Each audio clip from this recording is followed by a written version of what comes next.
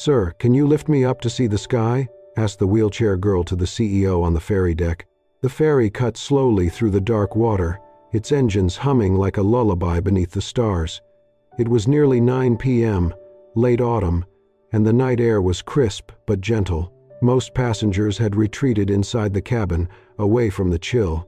On the deck, only the soft yellow glow from the overhead lamps remained, casting long shadows on the steel floor. Above, the sky stretched vast and clear, a dome of glittering stars suspended in absolute stillness.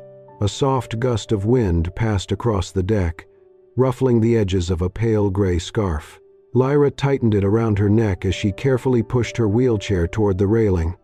The wheels clicked softly over the ridges of the floor. She wore a thick, knit sweater, her blonde hair tucked behind her ears, a few strands flying free in the breeze. Her eyes, cool gray-blue like a cloudy sky before dawn, lifted toward the stars. But from where she sat, all she could see was metal. The railing was just too high. She tried to adjust the angle of her chair, then leaned forward slightly, but it did not help. The night sky, the one she had once memorized by name and constellation, remained half hidden behind the steel barrier.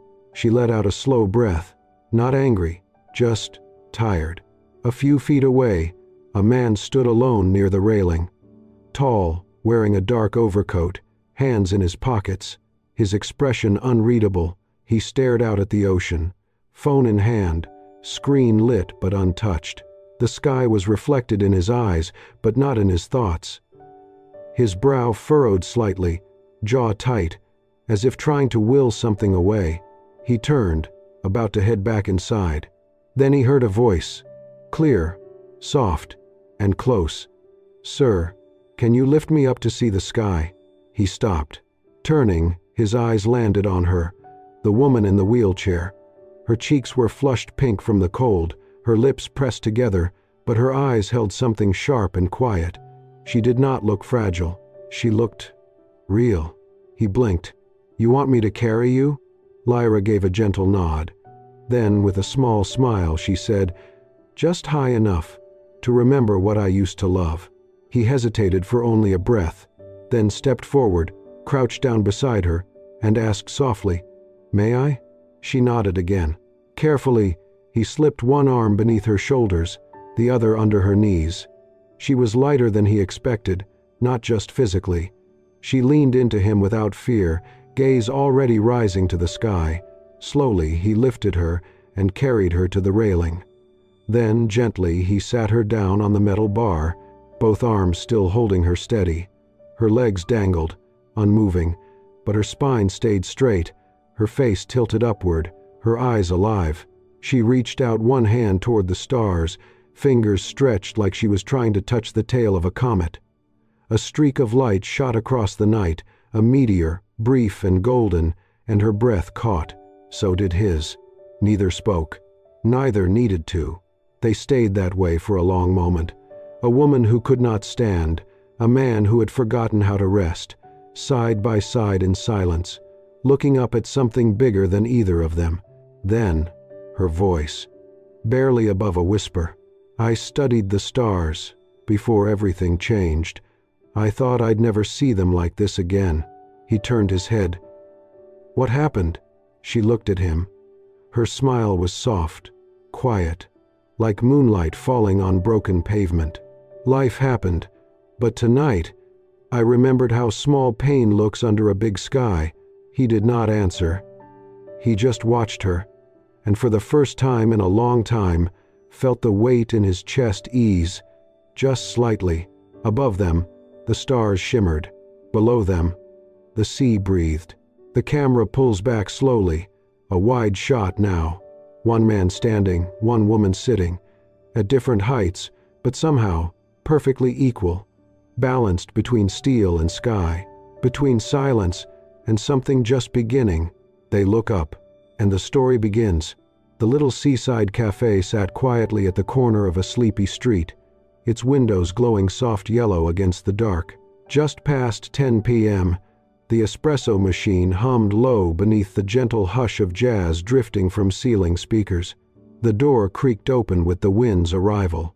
Alden stepped inside, brushing the chill off his coat. He hadn't planned to stop. He only wanted something warm to take back to the hotel. But then he saw her. Lyra sat by the window, same pale scarf, same quiet presence, holding a cup of tea in one hand and a small notebook in the other, her wheelchair angled slightly toward the glass, as if watching the ocean even after nightfall. She looked up. Their eyes met. Recognition passed without words. They exchanged a polite nod, the kind shared between people who weren't quite strangers anymore. Alden paused, hesitated, then took a breath and stepped closer. "Would it be all right if I joined you?" Lyra tilted her head, then smiled softly. "Yes, of course." He sat across from her. The silence that followed wasn't awkward, just quiet, easy. For a time, they didn't speak. He ordered a black coffee. She sipped her tea, one hand tracing lazy arcs along the rim of her cup. Then Lyra broke the silence. "I'm on a healing trip. That's what my therapist calls it." He said, "Go see the places you dreamed about before everything changed." "So I did." Alden nodded. "Did it help?" She shrugged. "Not yet, but it's the first time I've done something just for me." Alden looked out the window. "This is the first time in over a decade I haven't packed a full schedule. No calendar, no meetings, just quiet." Lyra's brow lifted. "That's rare? For someone like me?"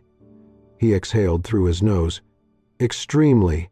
She studied him for a moment, then picked up her notebook and turned it toward him. On the open page, a messy, abstract sky, swirls of blue, dots of white, gold smudges bleeding at the edges. "I used to chart real stars," she said. "Plot them, measure their distances, map their movements. Now I just draw how they feel. Not accurate, but honest." Alden studied the page. It wasn't precise, but it pulsed with motion, as if the stars were in the middle of becoming something else. He didn't speak for a while. Then gently, "Maybe I should start drawing again too. What I used to want." Before I forgot, she looked at him.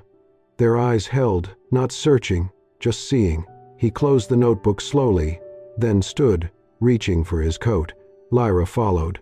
Her wheelchair moved quietly over the cafe tiles. They stepped outside together, not planned, not spoken, just together. The street was quiet, lit by hanging lamps and the faint flicker of a neon sign above a shuttered bookstore. The air smelled of sea salt and old wood. At the corner, they paused. Alden motioned toward the right. "My hotel's that way, just past the dock." Lyra pointed left, down a narrower street. "I turn here. My room's above the bookstore. I rent it from a friend of my mom's. Her name's Rose. She feeds every stray cat she meets and always forgets to lock the door." Alden smiled. "Sounds like someone worth knowing." "She is." They lingered there in the quiet. Then Alden said, "Good night, Lyra." She nodded. "Good night, Alden." He walked away. She watched him for a beat, then turned down the dim street, her wheels steady on the cobblestones. Behind her, the sea sighed. Above, the stars blinked, faint under city light, but still trying to shine. The sun had just cleared the rooftops when Lyra turned onto the cobbled street. Her hands moved easily along the rims of her wheelchair, familiar with every uneven stone along the way.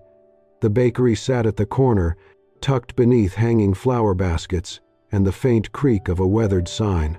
It was one of her favorite places, not because it was fancy, but because it smelled like things that didn't rush: butter, warm bread, and cinnamon.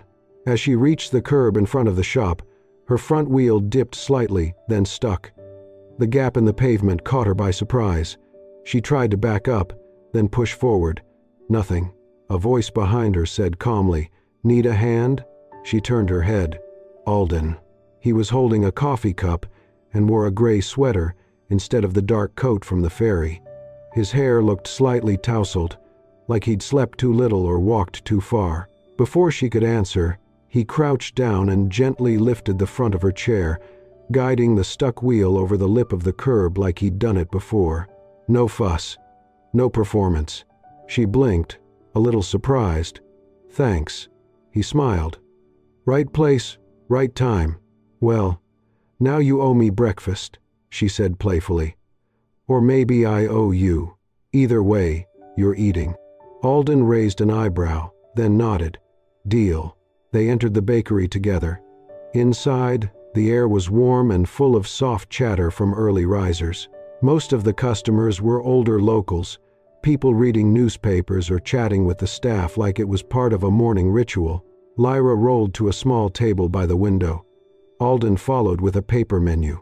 She ordered a croissant and chamomile tea. He went for a cinnamon waffle and black coffee. They talked little at first, letting the food and morning light fill the space. It wasn't awkward, just peaceful. Then, somewhere between the first sip of tea and the second bite of waffle, a piano melody floated through the bakery speakers. Lyra froze. Debussy, Clair de Lune. She didn't speak, but Alden noticed the way her fingers paused over the rim of her cup. Keeps playing in your head? He asked gently. Lyra nodded. Her voice was low. I played it the night I got accepted to an astronomy summer program. I was 17, stayed up listening to it on repeat, convinced the universe was opening up just for me. Alden didn't say anything. He didn't have to. She took a breath and smiled. Not sad, just distant. Funny how music remembers things we forget. A few minutes later, Lyra reached for her croissant with one hand, still holding her teacup with the other. The pastry slipped slightly as she tried to cut it. Before she could adjust, Alden leaned forward and gently tilted her plate toward her. No comment, no look of pity, just an action done smoothly, like he'd done it for 100 people before her. She looked at him, eyes narrowing playfully. You did that way too naturally. He gave a half shrug. Not because you needed help, just thought, maybe my hands could make something easier. Her smile softened. That's the best kind of help. For a moment, neither spoke. Outside, the town was waking up slowly. Market carts being wheeled onto sidewalks, gulls calling faintly above the rooftops. Inside the bakery, it was still quiet. Still theirs. Lyra took another bite of her croissant. You always wander into bakeries this early? Only the ones that smell like real butter, he said, sipping his coffee. And only if I might find someone worth sitting with. Her cheeks warmed, but she didn't look away. They sat there until the coffee cooled and the tea grew pale. Until the morning didn't feel new anymore, but comfortable. And when they left, side by side again, neither said where they were going next. But they walked slow, as if wherever it was, it didn't matter just yet. The sun hung low, casting golden streaks across the narrow streets as Lyra led the way down toward the coastal park. The ocean glittered in the distance, framed by swaying pines and white fences. Gulls wheeled lazily overhead, their cries blending with the soft rustle of leaves. This is my favorite part of the island, Lyra said, her voice light, almost playful. Come on, Alden. I'm going to show you stars that don't need the night. Alden walked beside her, hands in his coat pockets, watching the way her scarf fluttered in the breeze. Stars in daylight? He asked, humoring her. Lyra smiled, glancing over her shoulder. Not literal ones, but they're out there, if you know where to look. The path curved slightly, opening into a wide grassy space with scattered benches and a view of the sea. There were kids playing near a swing set, an old couple feeding pigeons. A small trail ran along the edge, sloping gently downward toward the water. As they approached the overlook, a strong gust of wind blew in from the sea, sharper than before. Lyra gripped her wheels, adjusting her balance. Then, a jolt. One of the front wheels wobbled and suddenly bent inward. Her wheelchair jerked sideways, pitching toward the slope. Lyra gasped, struggling to hold herself upright, but the chair tilted further. Lyra! Alden shouted.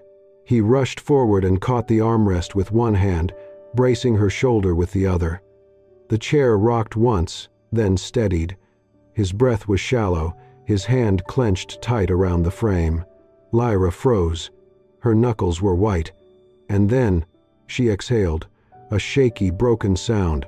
"I'm okay," she whispered, but her voice cracked. Alden knelt slowly in front of her, still holding the chair steady. Their eyes met, and then she broke.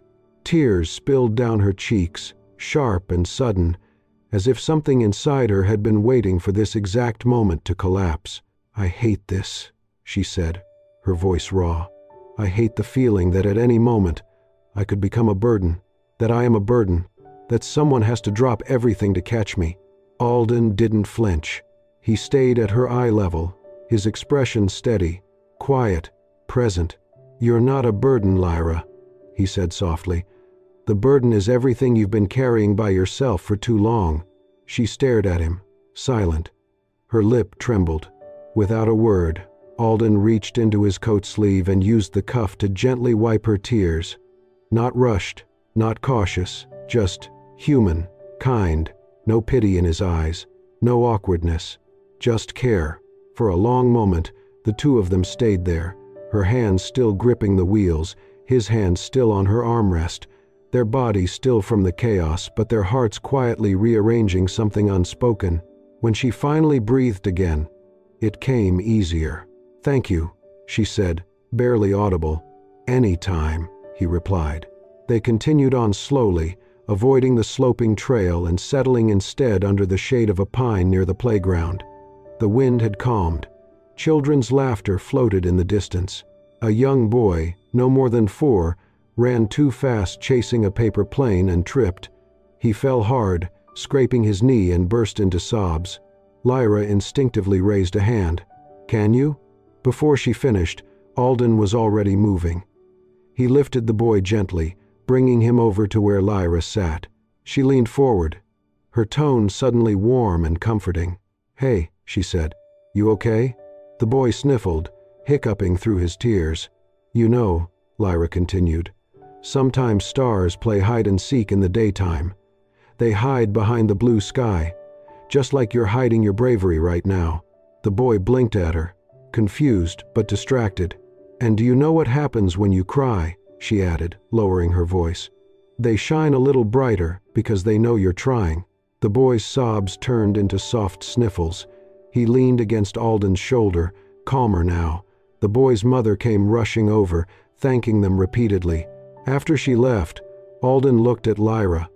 Something unreadable passed through his gaze, part admiration, part awe. "You don't need to stand," he said quietly, "to make other people look up." Lyra glanced at him, her lips parting slightly. Then, for the first time since the scare, she smiled, not out of politeness or habit, but from somewhere deeper. The wind picked up again, but this time, neither of them moved. The rain came fast and without warning. One moment, Alden and Lyra were parting ways at the corner near the bookstore. The next, the sky cracked open with a rumble, and rain began pelting the streets in heavy sheets. "Come inside," Lyra called out, already turning her chair toward the side entrance of the old building. "It's closer than your hotel." Alden hesitated for only a second, then followed her up the short ramp and through a narrow hallway into her apartment behind the shop. The door clicked shut behind them. Outside, rain hammered the window panes. Inside, the quiet was heavy, save for the rhythm of the storm and the hum of the space heater. Alden stood near the door, brushing water from his sleeves, taking in the room. It was small but full of character. Tall shelves lined with astronomy books, watercolors tacked to the walls, a record player in the corner. It smelled faintly of lavender, soft and nostalgic, but his eyes were drawn to the far wall. There, slightly faded but lovingly preserved, was a large star map, not a printed one, but hand-drawn in delicate pencil strokes. Just below it hung an old, brown coat on a wooden peg. Next to that, on a small table, sat a shoebox wrapped in twine. He turned back to Lyra. Her eyes had followed his. "Is this your mother's?" he asked softly. Silence. Lyra rolled closer to the star map, staring at it with a blankness that was not absence, but restraint. "She drew that with me when I was 13, she said. "Every night that summer, we'd sit on the rooftop and add one constellation at a time. She said, it would be my first map home." Alden stepped closer. saying nothing. Lyra's hands moved to the coat. She brushed her fingers across its worn collar, then her shoulders shook. She worked 2 jobs for almost 10 years, just so I could study the sky. Her voice cracked. I got accepted to an observatory internship the same day the car hit me. A pause.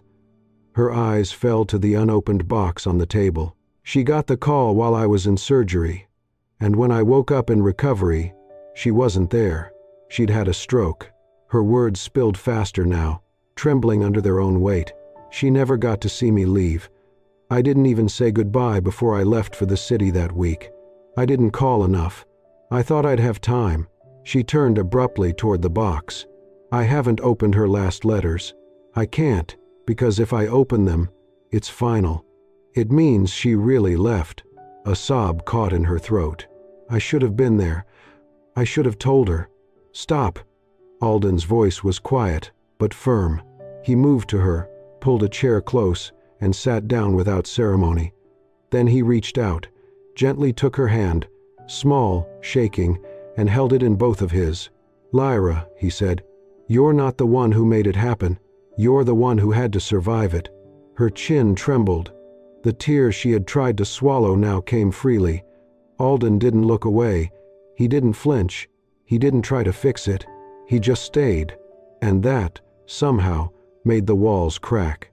Lyra leaned forward, slowly, and rested her head on his shoulder, as if all the strength she used to hold herself together had finally asked for rest. Alden brought his hand up and placed it gently on her head, fingers threading into her damp hair. He stayed silent, present. Rain kept falling. Minutes passed. Then, from somewhere near his chest, her voice rose again, small but real.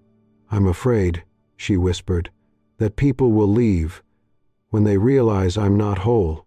Alden closed his eyes briefly. I'm here, he said, when you cry, when you're silent, when you miss her. His hand pressed lightly against her back. I'm still here. She didn't say anything, but her hand curled gently around his wrist, not holding on, but letting go, just enough to allow someone else to stay. And for the first time, since the night she watched the stars from a hospital bed, she didn't feel alone. The morning unfolded quietly, cloaked in a silvery mist that blurred the rooftops and softened the edges of the sleepy coastal town. In the small upstairs room behind the old bookshop, Lyra stirred beneath her blanket as the distant cry of seagulls drifted through the open window.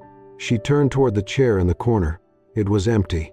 The spot where Alden's jacket had rested now held only absence.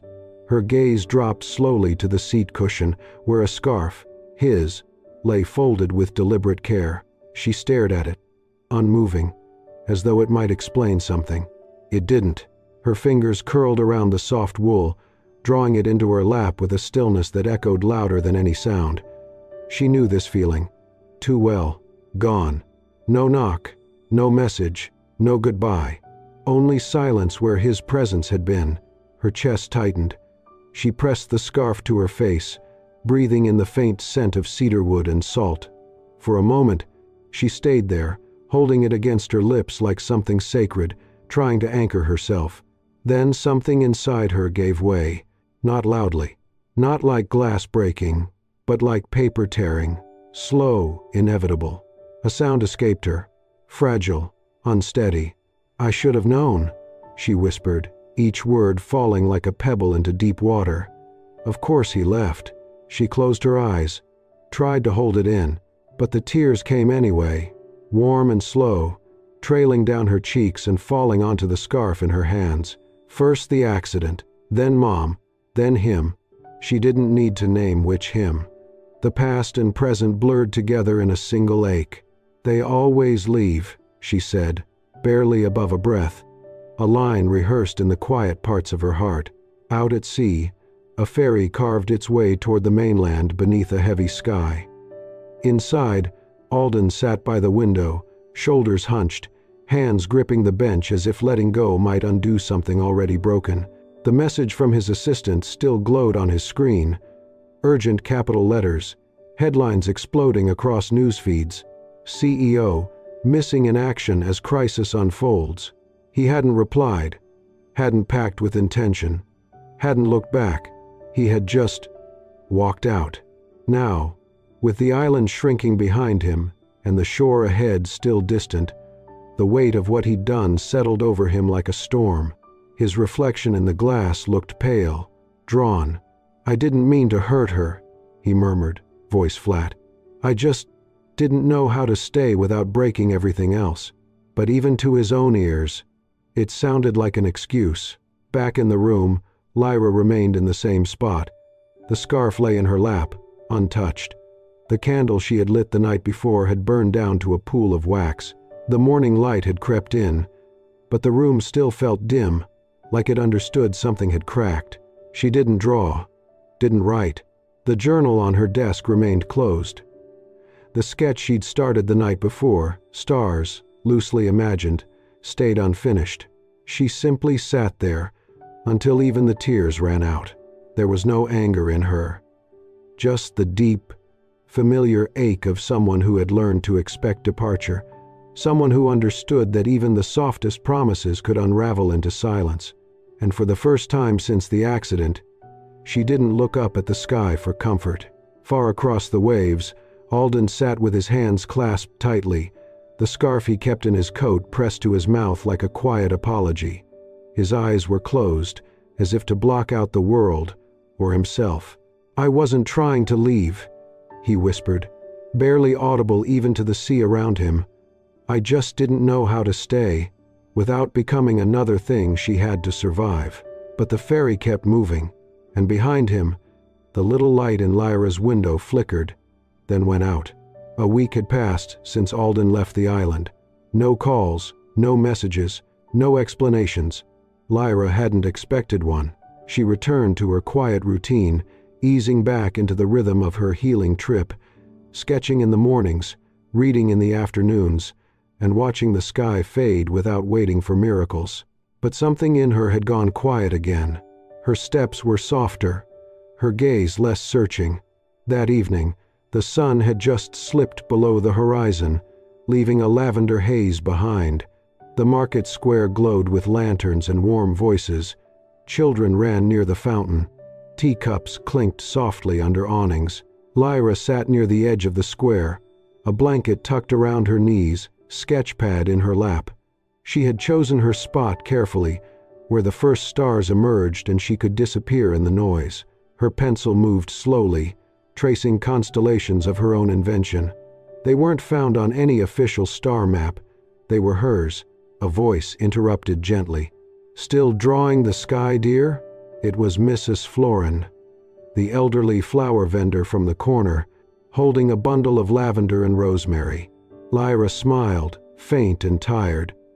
"Drawing the things that never leave," Mrs. Florin chuckled, warm behind her glasses. "Some stars don't show up in charts. Some only appear when we stop looking." Before Lyra could reply, the sound around her seemed to pull back, as if something just out of view shifted the air. She felt it first, a presence. Her breath caught. A figure stepped between the booths. No suit, no briefcase, no glow from a phone. Just Alden. She blinked once. Her pencil stilled. He walked slowly, silently, and stopped in front of her. Then, without a word, he crouched down and placed a small wooden box on the edge of her sketchbook. She looked at it, then at him. Her lips parted, but no sound came. His voice was steady, quiet, raw. "I brought something. To return a piece of the sky." She opened the lid. Inside were small wooden stars, carved by hand, names etched into their surface: Vega, Altair, Lyra, Orion. The edges were imperfect, some slightly burned. Tiny splinters marked places where he had slipped, signs that he had made them himself. "I don't have a speech, or a reason that makes leaving okay," he said. "This," he nodded at the box, "it's not an apology. It's just the best I could do when I realized I couldn't schedule you. Couldn't file you under someday." Lyra touched the stars, her fingers trembling slightly. Her eyes, wide and shining, never left his face. She didn't speak. She didn't need to. A single tear slipped down, landing on the back of her hand. Alden reached out, not to wipe it but to take her hand in his. No rush, no pressure, just presence. "I don't know if I deserve to be beside you," he said softly, "but if there's still space, just a small place where someone can sit and stay, could it be me?" She didn't answer in words. After a long pause, she nodded, barely. A movement so slight it might have gone unnoticed, but it was enough. Her gaze dropped to his fingers, rough, stained with glue, nicked with cuts. Not perfect, but real. And though there was no kiss, no embrace, something between them began to mend. Slowly, honestly, he had returned. Not with promises, not with apologies, but with hands that had carved stars. 1 week had passed since the stars in a wooden box brought them back together. Now, Lyra found herself on the rooftop of a seaside guest house, the kind with creaky wood floors and salt-worn shutters, perched just close enough to the ocean to hear it breathe. Alden had rented the entire place, not out of extravagance but because he wanted to do something reckless and a little wonderful, as he called it. He had spent the last few days building a makeshift lift by hand. Nothing high-tech, just rails, a hand crank, and wheels locked tight for safety. Everything designed so she could rise to the rooftop without needing anyone to lift her. And tonight, Lyra sat there, wrapped in a soft gray blanket, her chair resting securely against the wide wooden railing. The wind was gentle, brushing past her cheeks and threading through her hair. Above them, the sky stretched endlessly, darker, fuller, and deeper than it had been in a long time. Alden sat beside her, pulling a small projector from a canvas bag. He didn't speak at first, just connected a cable, then angled the lens upward toward the slanted wooden frame above them. "Do you remember the star maps you used to draw?" he asked quietly. She nodded. He pressed play. Soft beams of light began to dance across the roof's surface. A glowing sky bloomed into life, choppy lines, misshapen constellations, bursts of color mimicking ink stains and watermarks. It wasn't perfect, but it was hers. "I digitized them," Alden said, his voice barely louder than the sea. "The maps you gave up on, the ones you said were only feelings, I made them real, not accurate, maybe, but real enough to see again." Lyra couldn't speak. Her breath caught somewhere in her throat as she watched her forgotten universe move gently above her. "You once told me," Alden continued, "that you thought you'd never see the stars the same way again. But you gave them names. You gave them meaning. You still do." Lyra turned to look at him, her eyes bright with unshed tears. "You know," she whispered, "I used to hate my legs." Her hand tightened slightly around the blanket, not because they were weak, but because they betrayed me. They didn't do what I needed when I needed them most. She paused. The wind picked up, lifting strands of her hair like they, too, wanted to fly. "But now," she continued, "I think maybe I was meant to sit, to stay grounded, so someone else could stand beside me, and we could both look up." Alden turned to her slowly, then lowered to one knee beside her, not to propose, not to promise forever, but simply to hold her hand like he had on the day she thought everyone left. "If you're looking for someone to stand next to you," he said, gently lifting her hand to his lips, "I've been standing here since the ferry." Lyra laughed softly, through tears this time. For the first time in years, she didn't feel left behind. She reached for his hand, not to be helped, but to hold, and the stars kept moving above them. Weeks later, on that same rooftop, Lyra opened her little art class for disabled children. She called it Touch the Stars. Every Friday evening, laughter and brushstrokes filled the air while she taught them how to turn feelings into galaxies. Alden stepped down as CEO. He became an independent scientific consultant, creating educational tools for children with mobility and sensory challenges, starting with a sky map designed after Lyra's. They never announced anything, never held a ceremony, but they lived under that sky, with the ocean wind and a rooftop garden of dreams.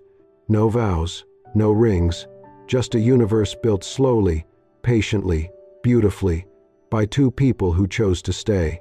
If this story touched your heart, If Lyra's quiet courage and Alden's quiet return reminded you that healing often begins in the smallest, most unexpected moments, then we invite you to stay connected. Subscribe to Soul-Stirring Stories for more emotional, cinematic journeys like this, and if you felt something real tonight, hit that hype button to support the stories that matter. Every like, every share, helps us keep bringing light to the shadows and hope to the hearts still searching. Thank you for watching, and remember, some stars only appear when you stop trying to schedule them.